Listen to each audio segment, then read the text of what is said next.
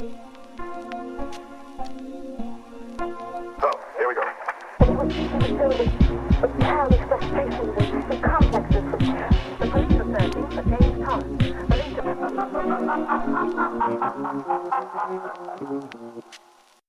Hello. You're listening to Midnight Movie Gang. It is currently 12:14 p.m. Night Movie Gang. My name is Elsie Hines. My pronouns are he, they. I'm Courtney. My pronouns are they, them. Hello, Courtney. How you doing today? It's been a while since we had you on. I know. We've been going through a lot of things. That's true. Big life changes. If there might be a week in here, folks. I might just like repost an old episode or something because we got a lot going on coming up. Yeah, but big transitions happening. Yeah. But yeah, today. So for those of you just tuning in, if this is your first episode, which I guess this would make sense as the first. This is probably the most popular movie we've talked about. Yeah. In general on this show, we tend to try to focus on genre cinema, cult classics, like, lesser known movies. This is a very well known movie. Yeah. But it definitely has all of those genre conventions. Also, it's a movie that has a bit of controversy in that, like, the prequels in general. So we're talking about. Can I introduce it? Yes. So today we are talking about Revenge of the Sith, Star Wars Episode 3. Indeed. And why are we talking about it today? Because we, on Friday, went to the 20th anniversary. Re-release in theaters of this movie. Mm-hmm. It was really fun. I had a great time. We all had a great time. Yeah, we went with Joseph and Avery. Yeah. And, it was the first time... Yeah, that any of us except for Joseph, when he was a little kid, got to see it in theaters when it first came out. That's really cute. 20 years ago, he saw it with his dad. Aww. And he was saying that it was a very core memory for him. That's really nice. Yep, I never got to see this in theaters. Me neither. Just the thing, part of it is like, yeah, I was a little kid, but also I was not really a Star Wars fan. I wasn't either at that point, and I consider myself a later in life Star Wars fan. You're a much later in life Star Wars fan. Yeah, I'm like really. A mid-20s Star Wars fan.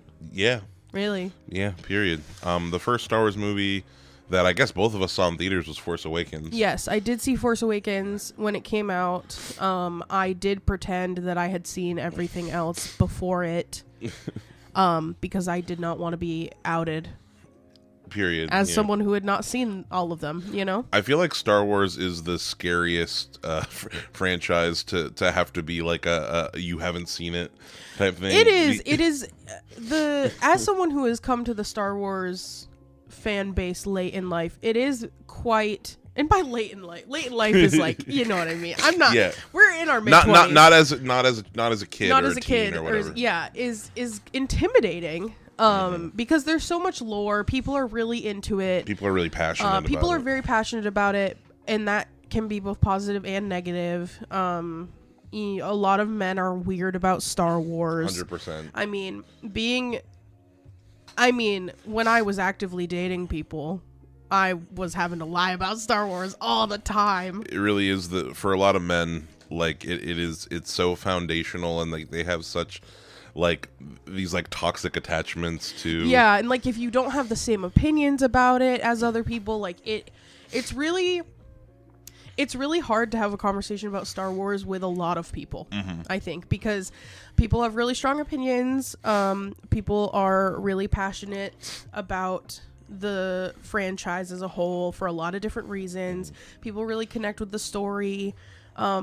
Sometimes in ways that seem counterintuitive to me. Yeah. But I think that the most toxic part of this might be just an episode where we talk about the culture. I feel like we're going to talk more about the culture of Star Wars than anything else. Yeah. But I feel like the most toxic parts of the fan base that I've encountered and that I've grown up with are motherfuckers who just take it way too seriously. Right. Like, just have fun. Exactly. And people who like, and it's one of those things where like, there is so much beyond the movies, there's like so much expanded content with like books and comics and video games and now TV shows, now live action TV shows. Like there's so much, and all of them focus on such different aspects of like the universe and like the stories that like people have their own and I know for me personally the most toxic parts of the fan base are people who are really into it.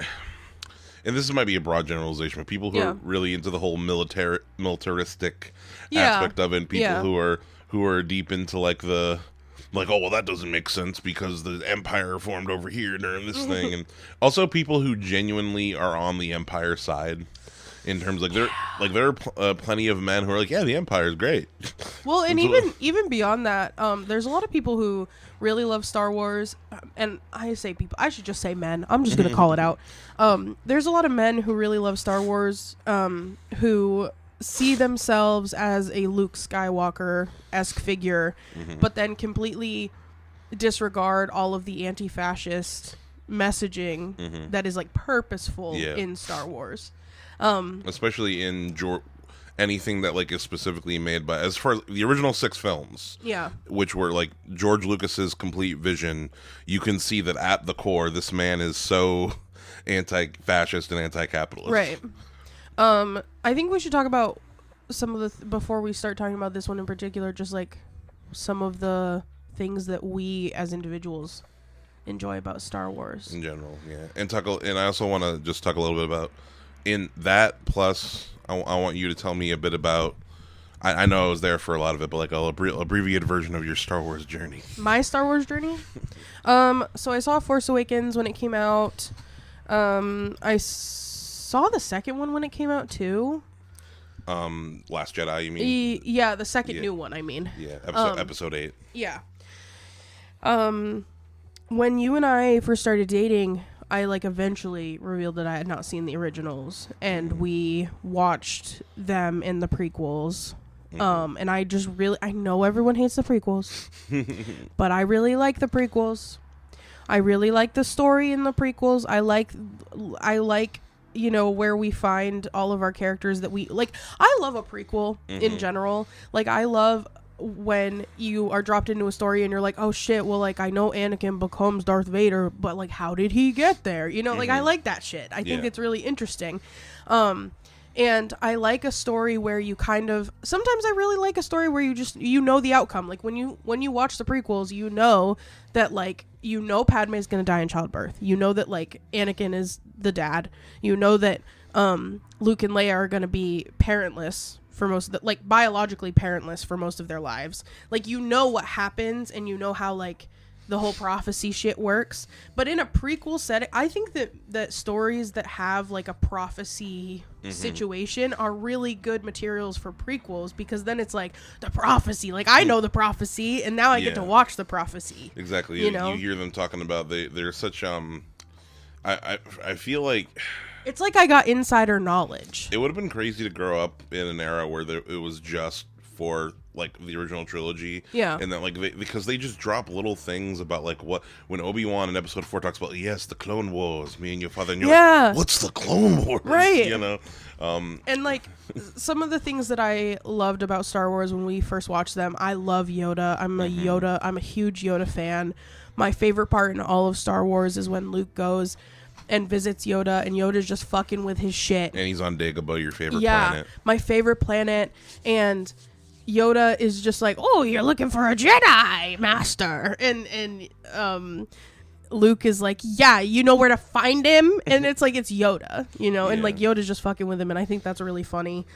I love the practical effects in the originals. I will say that one of the biggest things that the prequels has that I don't love is the CGI. Like, if they had brought back Puppet Yoda for the prequels, I would have been so much happier. I love Puppet Yoda, but I really enjoy all of the lore in Star Wars. I'm like a base level fan, you would say, where like I'm not digging deep into the lore. I just like the planets, and I like the animals, and I like all the like little things when I watch them, and I like find those movies to be like very comforting. And I don't know, I just think it's like a really fun series that you can watch Star Wars casually. Like, if there's anybody listening who feels too pressured by Star Wars, just take it slow. Just take it.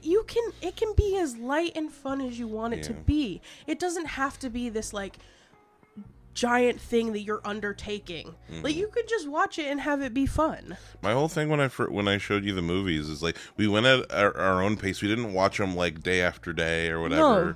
Like, and that's the thing in general. Like, when I feel like some people, how do I put this? This might be me putting myself a bit on a pedestal. Like, a lot of movie people, like, are really intense about, like, you gotta love this movie that I'm showing you. You gotta pay attention to every little thing. But it's like, hey, you take it as your own. You take what you want from it. You know? It can just be fun. You can just watch Yoda fucking with Luke on Dagobah, and it can just be silly and fun.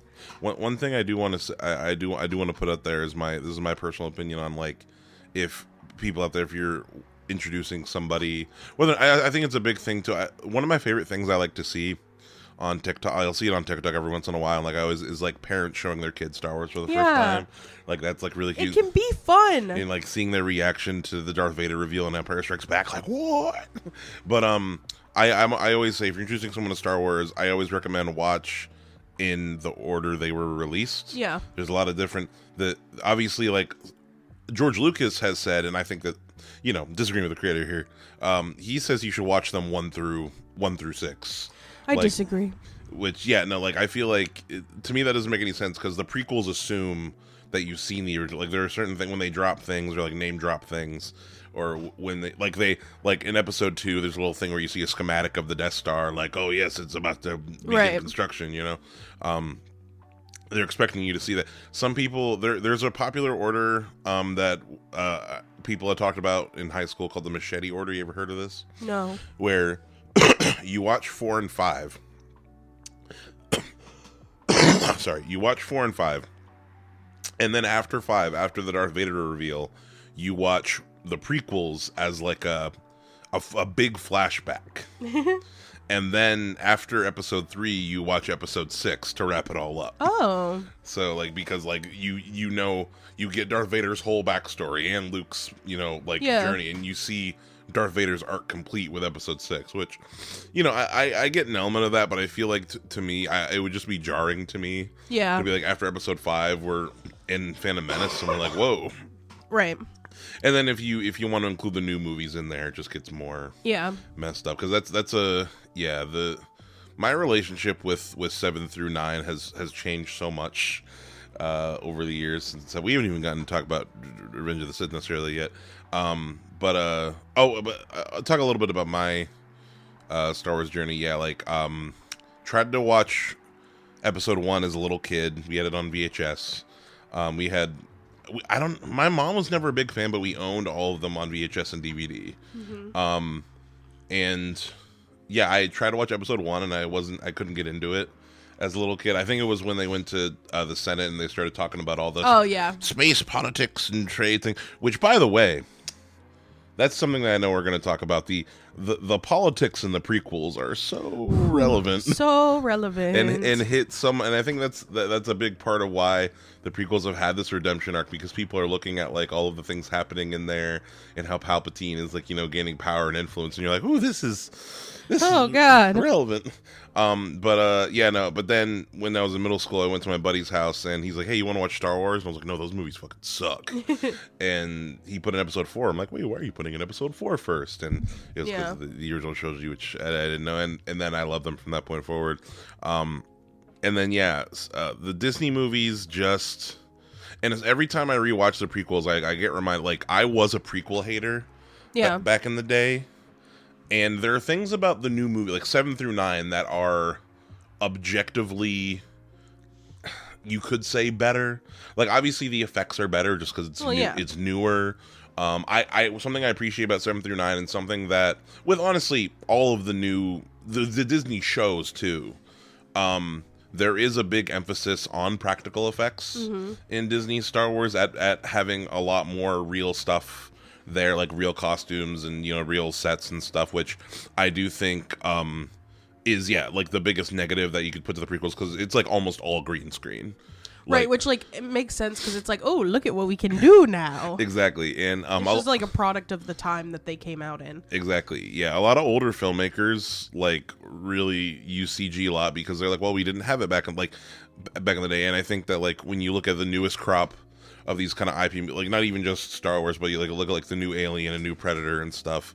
There's a big emphasis on all these practical effects, and because practical effects fucking rip. They rip hard, and there's something to be said about when people say it all the time, like when an actor has something physically there to look at, like something to react to that the audience also sees, it just makes a big difference. And that's what was I gonna say. But with the new movies, but anyway, they have those positives. I think that there are good performances in the new stuff. I just think ultimately the stories that have been told, especially in 7 through 9, it's an anti-trilogy. Yeah, I've said multiple times, every single 7 through 9, Force Awakens is my favorite of them because I think it's such a great setup, but it really just doesn't go anywhere. Yeah, like every movie feels like a reactionary letter to the last. But let's talk a bit about Revenge of the Sith and our kind of prequel build up. We rewatched 1 and 2 a few weeks leading up to to the theater, which I think was a good decision. Like it got all of our emotions fresh and reminded us where we're at. And we're not necessarily gonna go through the plot of Revenge of the Sith. I will say so. Is Revenge of the Sith was it just Friday? Like they're not doing it anymore? No, they're showing it for a week. Oh, what I wanted to say, I wanted to know that so that way, if people are gonna go see it after they listen to this, we both had a really hard time watching some of the lightsaber fights in the theater. So I don't think the theater had a photosensitivity warning, but I think they really should have had a photosensitivity warning, especially the lightsaber fight between Obi-Wan and Anakin at the end was really not at the very end, not when they're on the lava planet. Oh, not then? No. Okay, earlier? A little bit earlier. Mm-hmm. It was really hard to watch, and so if you are photosensitive and flashing lights, really bother you, it might be a little bit of a harder watch. I think that lightsaber fight in general, I had to have my eyes closed at one period of time. It was real tough. They didn't have signs, but when you buy your tickets online, there was a warning online. Oh yeah, but I think they should have had an in-person. I think they should have outside of the theater or something, because that was crazy. I was working at the movies when Incredibles 2 came out, and there's a really bad flashing light scene in that movie that we put signs up for. Yeah, I've seen them with some movies. But it was a really fun experience to see it in theaters. We have seen a couple of theater re-releases of older movies, and every time it's been really fun. It always rips. Yeah, we saw Alien for its I think 30 something. Yeah. 30 or 40th anniversary. I feel like a lot of the time it's just there's just things that you don't. I could see so many details. Not just because of the size of the screen, but also because in a theater, you're in this whole space that is designed for you to just focus on this thing, right? And I feel with the music too, I pick up things in the score.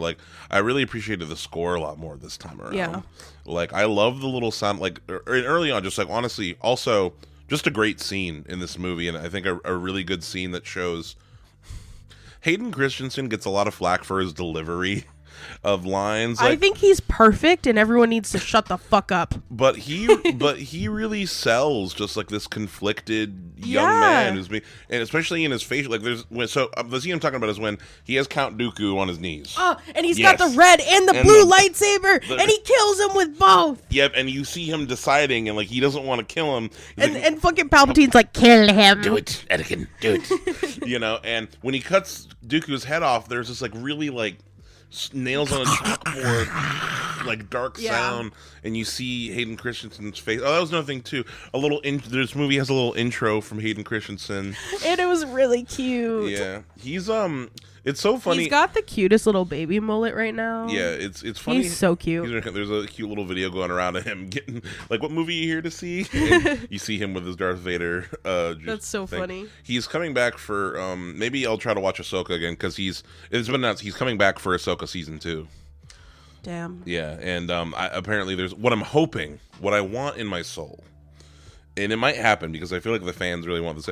People want just a straight up Clone Wars show, with Hayden Christensen and That'd be cool. and young Ahsoka, because we got that flashback in Ahsoka season 1, which is we didn't watch the whole show, but I watched all the Anakin scenes Yeah. on YouTube, and all the scenes that show him during like the Clone Wars era with like the Clone Wars armor and stuff just look so badass. Yeah. And I think, but yeah, he's gonna be in more Star Wars projects, so I hope we get something like that. That'd be really cool. Something that was exciting about this particular movie being in theaters is this movie goes so fucking hard. Yeah, it does. This movie goes hard as fuck, and like the fascism in this movie is crazy. I've just been thinking, like, since we saw it, I've just been thinking over and over and over about the Order 66 scenes. Yeah, such where a sad scene.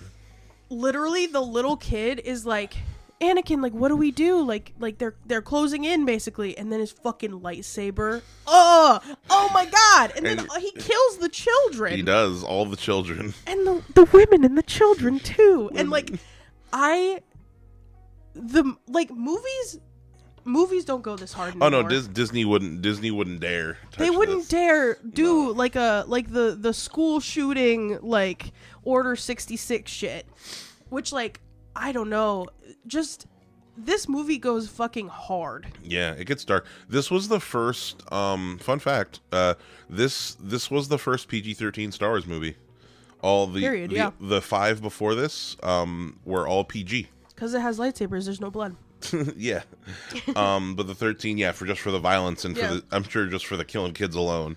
Well, and also, like, I mean, at the end, Anakin's like a worm. Like, he's That's like true. he's like a burnt up worm guy. He's a burnt chicken nugget at the end. Yeah. That immolation scene, I remember that I rewatched that scene a lot as a kid just because, like, Ewan McGregor is just like breaking. I almost cried. Yeah. And I said it. I was like during the immolation. Yeah, where he's on the ground and he's like, "You are the chosen one. You are the chosen one." He's crawling with his one robot hand. By the way, that was another thing too. Is that when we were watching this, I was like, "That's another thing wrong with 7 through 9. Nobody had a robot limb."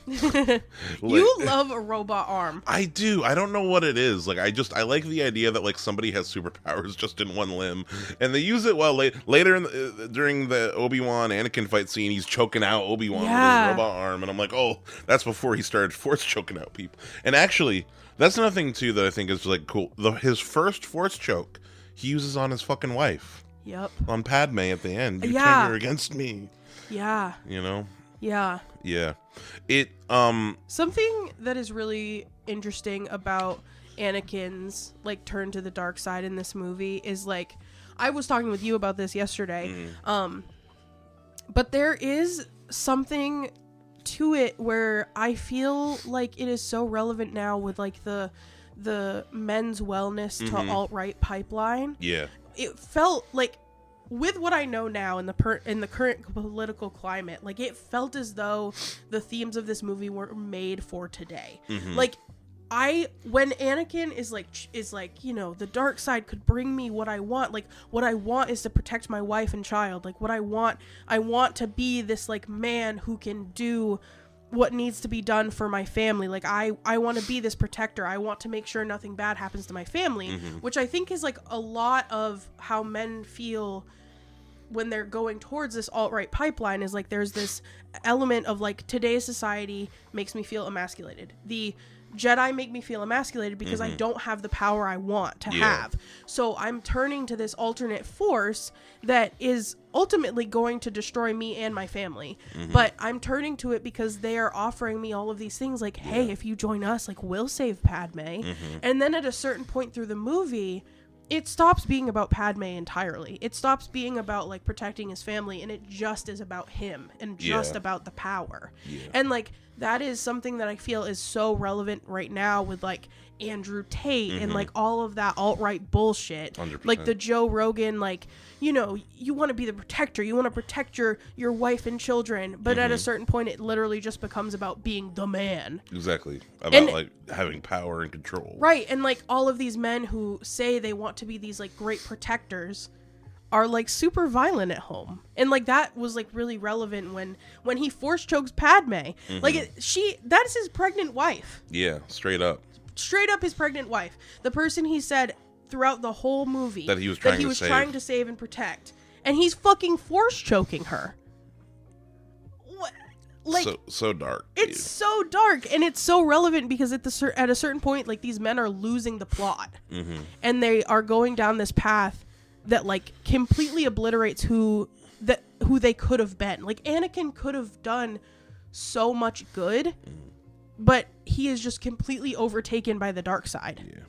I mean, I think it's a thing where, like, George Lucas, I think I read this somewhere. It was like, so the original trilogy and the war of the original trilogy is more based around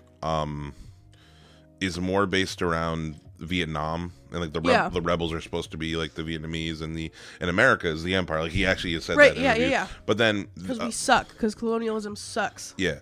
And this and the the prequels are more based around World War II. Yeah. And more based around like the Nazis. The Nazis. And it makes sense as far as it's all the same kind of thing where it's like Hitler like was going at these exact same themes as far as like, you know, you have to like you have to protect your family. You have to be a good German man. Protect your family, be a good German man. Like, we are, you know, just like they were giving out medals to to German white women for producing many German white kids. Like, it was like, you have to do this for your family, for the good of the country. And like, if you look at in the what's it called, in like the expanded if you look at the expanded universe content, I mean, there's even more like direct stuff about like racial purity, like this. Like, so for example, when in the original trilogy, like, it's all stormtroopers, it's all humans in stormtrooper suits. Like, that is because like basically the Emperor basically makes it so that humans are seen as the ultimate race type deal. Like, they only like use humans. There's only humans in like as like generals in the Empire and stuff, and like they only use humans because like it turns it like there's that aspect of it too. Like, I'm trying to explain it, that they could delve more into in the expanded universe, and like all of these like really xenophobic themes that, like, you know, George Lucas, I'm sure, pulled from his, like, you can pull from anywhere in history, and the only reason it you know, it is relevant now is because like these things are just repeating, right? Because, you know, we just just never learn. Yeah, as a global culture. Real sad. Just like, you're gonna have a great time at this movie, but talking about, like, you know, just as far as the fun stuff, like Revenge of the Sith definitely has like just like a lot of really fun visuals, a lot of cool planet. Like, one of my favorite planets in this movie, I think it's called Utapau, the big like crater city planet. It was like really cool, and that's actually the thing where it's like, I remember I enjoyed that whole sequence more in all the action scenes with General Grievous, which General Grievous is such a fun designed character. He is funny. He's like a really, like, I love how like he's just constantly, he's like hunched up, crouched over, and he's coughing.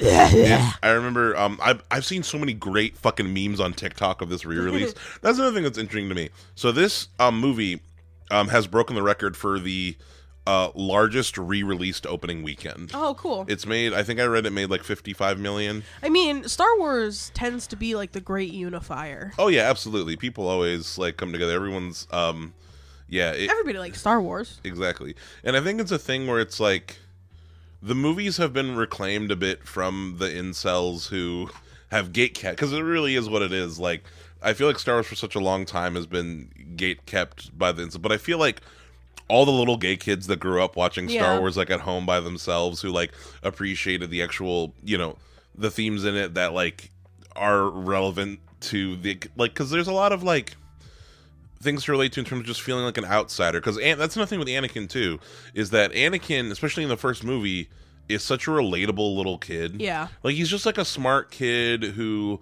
grew up like really impoverished, but he cares about his family. He wants to protect his mom. Right. He wants to help people. Right. He wants to naturally help people. And the thing is, like, he can get turned to the dark side because, and we were talking about this, you know, because he grew up impoverished. He grew up with this anger. He grew up as a slave. Right.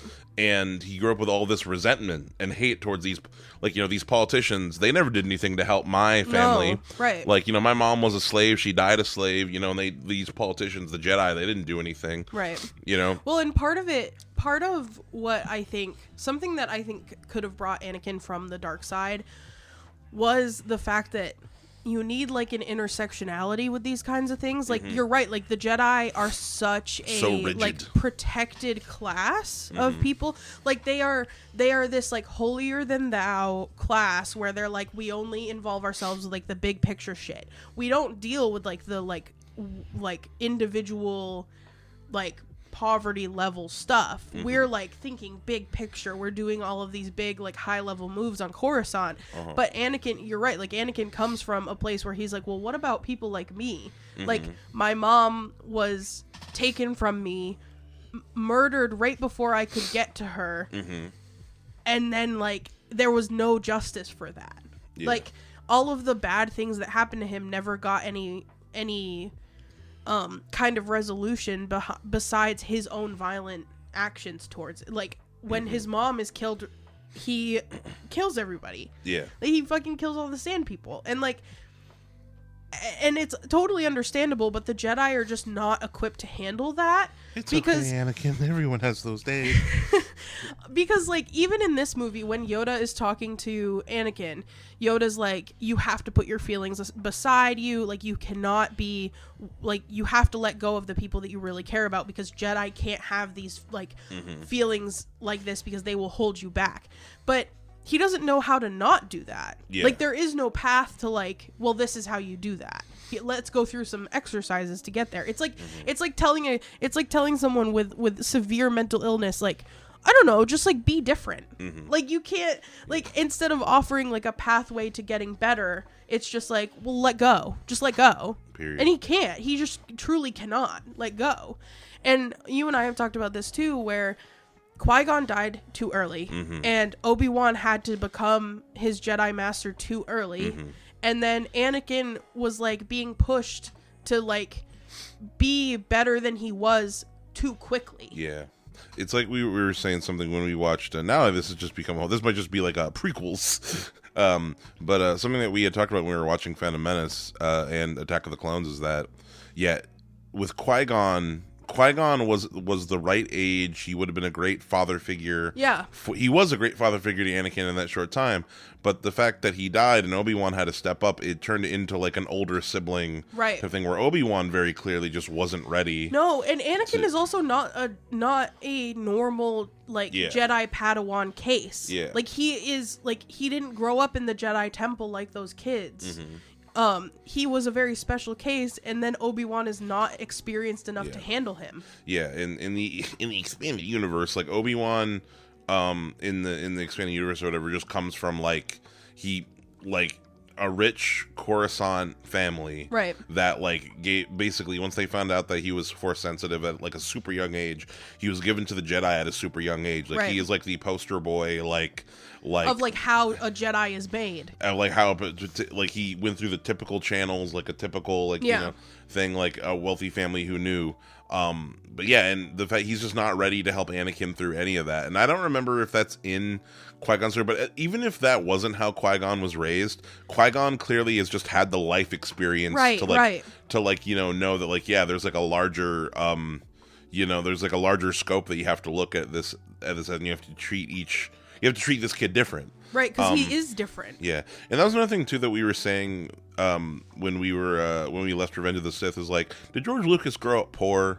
Because something that is I love about, and I think is another reason that people keep coming back to Star Wars, is because a lot of the times in a lot of these stories we're focusing on the characters who come from poverty. And come from, even Star Wars, like a movie that I think is better than people say, like Solo, a Star Wars story, which Han Solo's like background, we focus on the reality of like what poverty does to people and how they would behave, like, in this universe. It's just it's just really well written, just well done. When we came out of Revenge of the Sith and we were talking about this, I had to look up, George Lucas didn't grow up poor, he grew up middle class, but I had to look it up because I was like, this feels really, like, every time I revisit the prequels in the original trilogy, I'm just like reminded of how relatable it is and how well he does poverty. I mean, like, I grew up quite poor, and like, Star Wars is just so relatable from that end. Like, between Luke and Anakin, like, it feels so authentic to what that feels like, and like the kind of anger that you can move through life with because of the injustices done to you. Especially, like, I totally understand, when Anakin is in front of the Jedi Council and they're telling him he's not ready to be a master, but he can like be on the council and stuff, and he's just so mad. It totally makes sense to me. Like, I mean, I He feels like the system's out to get him. Right, and like it makes so life. Much sense because it reminded me of like my experience going to college as a poor kid. I thought that there would be more people like me there, and like going to college when you're poor is like going to the Jedi Council where it's like all these people who do not understand the like anger in your heart and like the emotions that you have and like just your absolute fear that like you don't belong. And like they are unable to see that, and so it isolates Anakin even more. And like that whole thing, like George Lucas just knows how to portray poverty in that way, and it's like very striking and like very relatable. Because I feel like a lot of times when movies try to do the like this is the underdog poor character, sometimes they overshoot it and they'll be like the person will be too perfect. Yeah. And that is like really irritating because like let people have flaws. Like characters should have flaws because people have flaws. And both Anakin and Luke are such products of their environment, and I love that because like those are the kinds of things that make like it's really hard to break out of survival mode when you've been in survival mode your whole life. And I think that that's really important to both of their characters.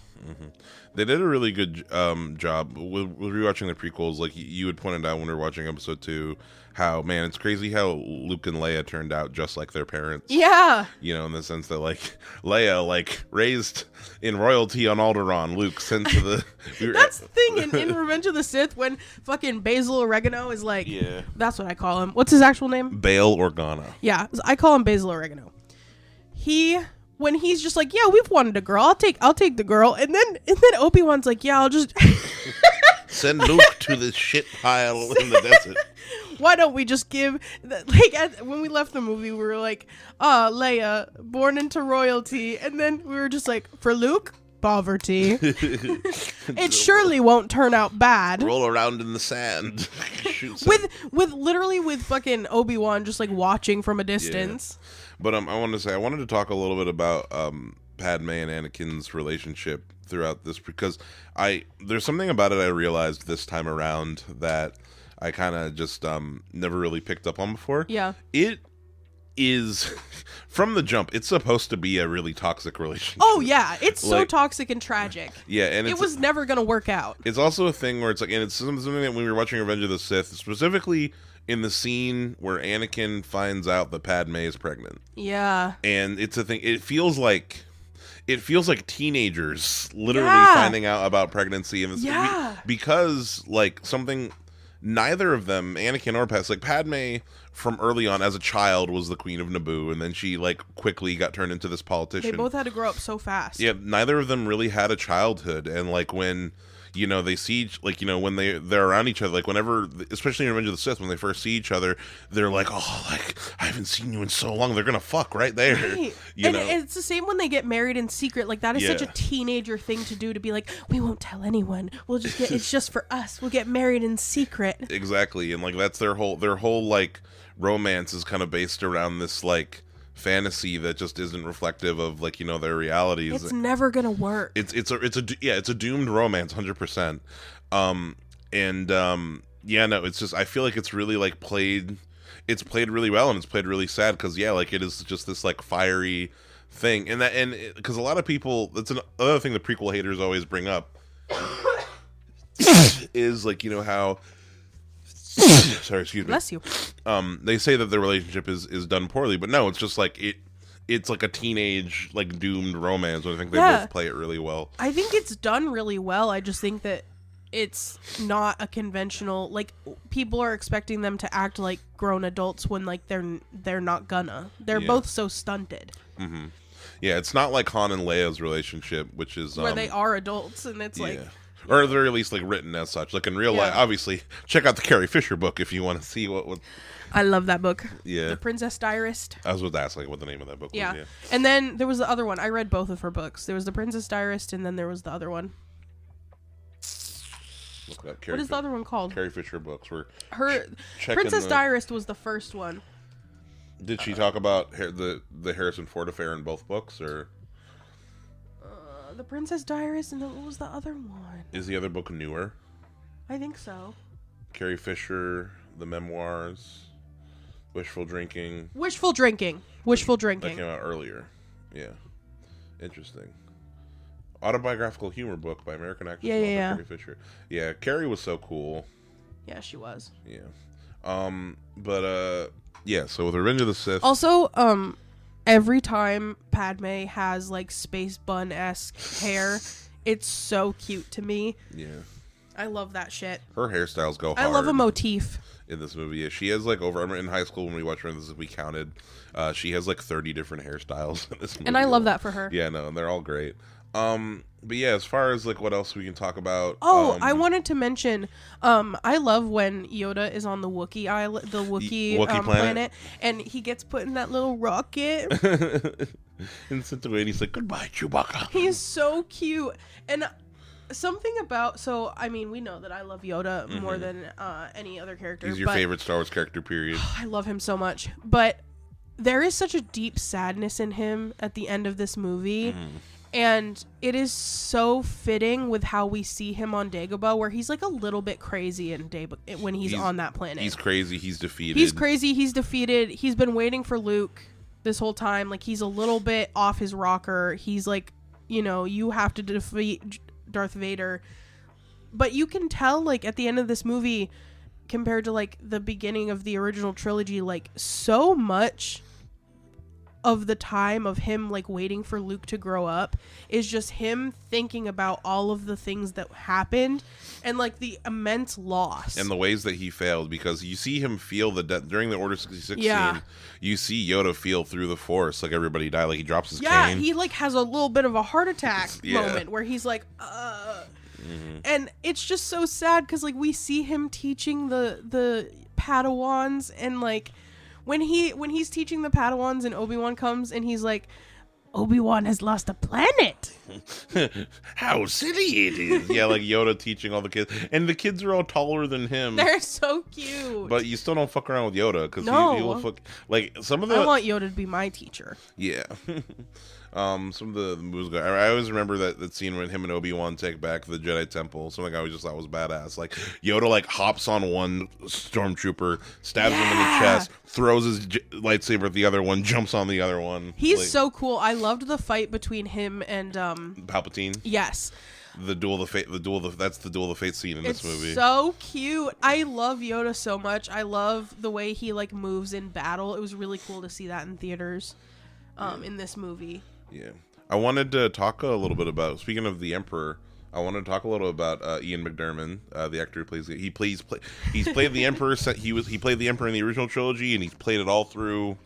And he is such a slimy looking bastard in this movie. He's so non-trustworthy. Every scene where he's like with Anakin, he's like, "Yes, Anakin, the Jedi said your mama has no nipples."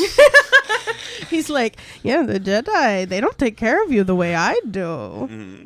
Yeah, like he's really just how he's creeping on Anakin. And you can just tell he's loving this performance. Like, even from when... in the first half of this movie, when he is just being the politician and being the scheming, but then once his face, once he gets all eviled up, he's just like loving being just soaking it in. Darth Vader, like he's coming every scene. I love how every time he sees Anakin, he's like foaming at the mouth. He's like, "Oh yeah, Anakin, you kill that man, kill him good." Like he's just so thrilled to bring Anakin to the dark side. I just love when Anakin fucking decapitates Dooku. Yeah. It's such a good scene. Yeah. And he's like, "I shouldn't have done that." And Palpatine's like, "Yes, you should have." Yes, he should have. It was good. He was too dangerous to be kept alive. But what was I going to say? Something with... I said this to Joseph after we finished watching this movie, was that I want more villains that are just straight up evil bastards. Yeah, like just the Emperor has no good traits. Yeah, whatsoever. He's just a piece of shit. He's just a piece of shit, and a part of it is just because like a lot of people don't like villains that are like cartoony in the sense like they don't have it. It's just I think a lot of it just has to do with the performance and the actor. I just think that this actor. It's the same thing with Green Goblin, Willem Dafoe, people who can just embody chaos. And embody just like that pure, and Ian McDiarmid just does such a good. He sucks up every scene that he's in all these movies. I think it's the rate of his speech. Yeah, they have left me scarred. I also think that that kind of villain works when you have really complex other characters. Yeah. Like Anakin being a really complex anti-hero makes it so you can have this like cartoonish villain in the background. Yeah. Oh, I also wanted to mention, I knew that I was going to have a great time when the movie opens, and all that's happening is fucking R2-D2 is just like he's just screaming. Yeah, he's being running around, doing everything. Obi-Wan is fucking blowing his spot by being like, R2, can you hear me? R2. And the droids. And the droids are like, do you hear that? Over here. Yeah, no, R2 is definitely put through the ringer of this movie. Poor R2. He's like doing everything he can, and Obi-Wan's like, where the fuck were you, R2? Yeah. The opening of this movie is pretty fucking iconic. Just like you see, and that's another thing, is like seeing this in the theaters for the first time, I was really able to take in, it's this big battle over Coruscant. Yeah. And there's just all these ships fighting each other, all these like little pieces, and like from the ground there's lasers coming up from the ground, and it's just this like giant cacophony. I almost want like a comic, like a big like comic illustration of this battle or something. Just really great movie. Really just epic grand movie. That's something that like no matter what, like with all the obviously I'm biased with like movies versus TV shows, just because like I'm such a movie guy, but Star Wars to me just like really needs to be on the big screen. Yeah, like it really demands like just an epic operatic kind of thing. Something so cool too is that like, even though I don't have a childhood connection to Star Wars makes me feel like a kid. Yeah, it's just got really does make me feel like a kid. It's just got that magic. It's so cool. I think that George Lucas and Steven Spielberg, which they're best buds. They got the sauce. They got that just like wonderment, and I don't even necessarily know what it is. I think it's this with Star Wars in particular. I think it's this combination of like such a perfect balance of realism and fantasy. Yeah. I think because there's all these mystical, like, and I think when it comes down to it, it's like all these things, like kids, we are so fascinated with magic, and we're so fascinated with like the kind of the unknown, and I think what George Lucas did with this universe is just take, he has a love for sci-fi and love for like the technological and like all this stuff, but he also has this love for fantasy and really Star Wars, the stories and the characters and the themes are all closer to something like Lord of the Rings or like King Arthur. Yeah. Like it's really it's more in these kind of sword and sorcery things, but just taking that sci-fi aesthetic and giving it all these sword and sorcery themes is just such. No one's done it better. There have been other things that have done it. It's just it's really it's just so perfectly done. Also, just like you just down to the iconography. Like there's so many things that are like the sound of a lightsaber, like or even if you pick up a toy lightsaber, you cannot not go zoom, zoom, zoom. Like all the time. It's just not possible. But yeah, we talked about pew pew. Yeah, the end of this movie just real. There's a lot of like really good. You were the chosen one. You were the chosen one. I almost cried. There's a lot of really good editing decisions that I think. Like I love the fact that the birth of Darth Vader, like when the suit is being put on him, it's with Padme like giving birth and dying, like the birth of his children edited together with the birth of Darth Vader, and the breathing, the first Darth Vader breath. You feeling it in the theater. It feels like the air is just sucked out of the room. Yeah, that's Saturday, and you hear the suit get sealed, and just hearing James Earl Jones's voice, like R.I.P. James Earl Jones. Truly. I really hope something I'm scared about. Yeah. Like, they better not AI his voice. Oh, AI. And other stuff. Like, I don't know. I feel like we just need Darth Vader just needs to be silent from this point forward. Yeah. Like, as far as, like, or get a really, really, really good human sound-alike. Yeah. Like someone who just does a really great impression. Yeah. Just like like, no AI, though. No. Fuck AI. Fuck AI. Fuck AI. Fully. Which is other people have voice acted Darth Vader, but, like, nobody just comes close to has come close to James Earl Jones, just iconic voice. But you hear him the first time. There is the goofy though, and it's something that like I don't even want to necessarily say it's a negative, just because like it's it's just how the movie is. Like the no, yeah, not a little bit goofy, but I love it though. Is what it is. And this movie ends perfectly. You could just start episode 4, or many of the the in-universe in-betweens, the Obi-Wan TV show, which if there's going to be any TV show, I'd probably recommend to maybe people who are newer to Star Wars to like that really fits some of these movies is probably the Obi-Wan series. Yeah. I think especially when him and Anakin, the scene with him and Anakin, for that one scene alone, that one scene alone, like, was so. I was thinking about it when we were watching this movie. I rewatched that goddamn scene on YouTube so much. Yeah. When just the scene. People at home, you probably seen it when like Vader's mask is cut, and I love. There's so many good like decisions in there. Like they cut Anakin, like Hayden Christensen's voice with James Earl Jones. He's like, "You didn't kill Anakin Skywalker. I did." It's just such a really perfect little bridge. It's like a really perfect little extra bridge. I think the Obi-Wan series is the one that is most. Plus, Leia is so cute. Kid Leia is really cute in that show, and it's funny because all the marketing for it made it seem like young Luke was going to be the main kid, but like, nope, young Leia. Leia's cooler. Leia is way cooler. We also know a lot of what happens with Luke. Yeah. Versus we don't know as much about Leia. That's true. There's been a lot of coverage about a lot of the Star Wars incel fans were like super mad with how they handled Luke in the new trilogy and just in expanded universe content in general, and I'm just like, he's always been a fucking punk ass. He's always been a punk ass. If you watch the original trilogy and you don't think he's a punk ass, you're wrong. Yeah, the Skywalker men have always consistently... Anakin's a punk ass, too. They're all punk asses. Yeah, no, just fucking Kylo Ren.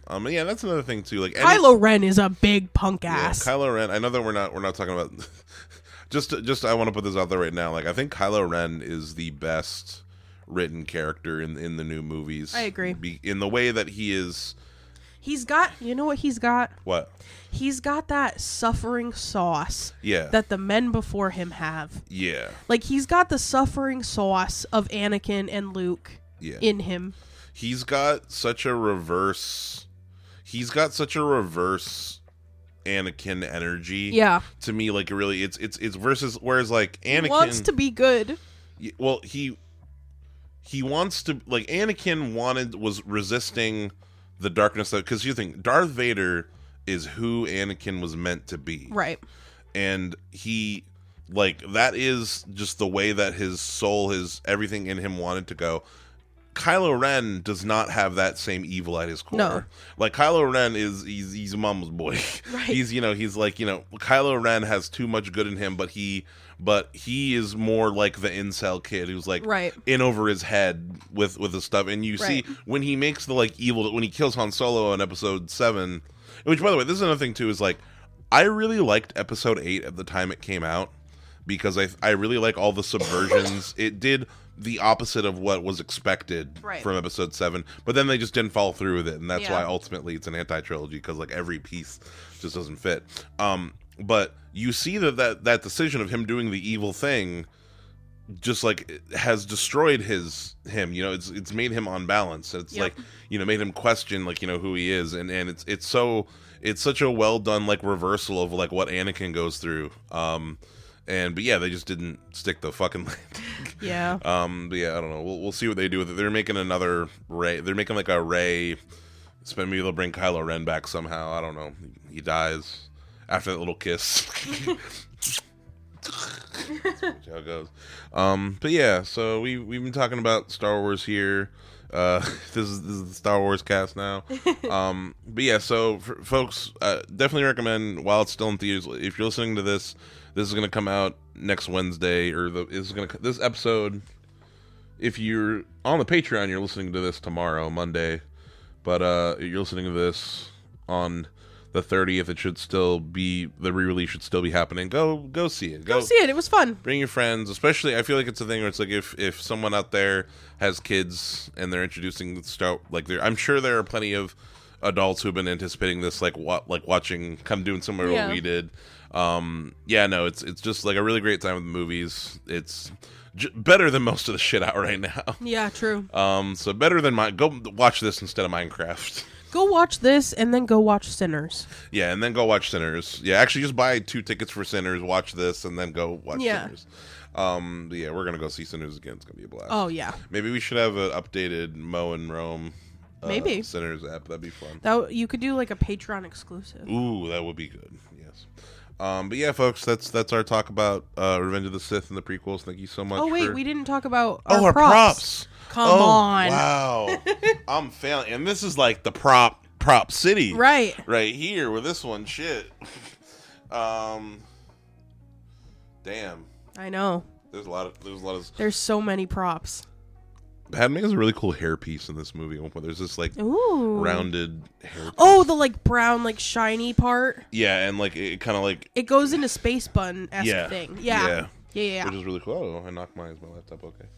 Recording? Yes. That would be yours? Maybe. I'm trying to think. I just realized I didn't think about maybe Anakin's robot arm. Or I really like. Oh, actually, no. I want the Emperor's robe with the red underlining. Ooh. So that way I could just walk around the apartment. Yeah. Yeah, I want the Emperor's robe. Period. I want Yoda's lightsaber. Always. Yoda's green lightsaber. Oh, no. I want Yoda's little rocket that he gets off the Wookiee planet with. Yeah, that he flies away, his little pod. He's so cute. He's so cute in his little pod. Yeah, no room for anybody else. Basil Oregano couldn't fit in there. Nope. Yeah. But cool. Yeah, that's our discussion of Revenge of the Sith. Go see it. Make Star Wars fun again. Make Star Wars fun again. Make Star Wars gay again. Yeah. Let's go. None of this is all too None of this alt-right shit. It's all too serious now. But yeah, so yeah, check that out. Next episode coming is going to be Attack the Block. Look out for that. Woo. It's going to be a fun record. And yeah, thank you so much. Bye-bye. Bye.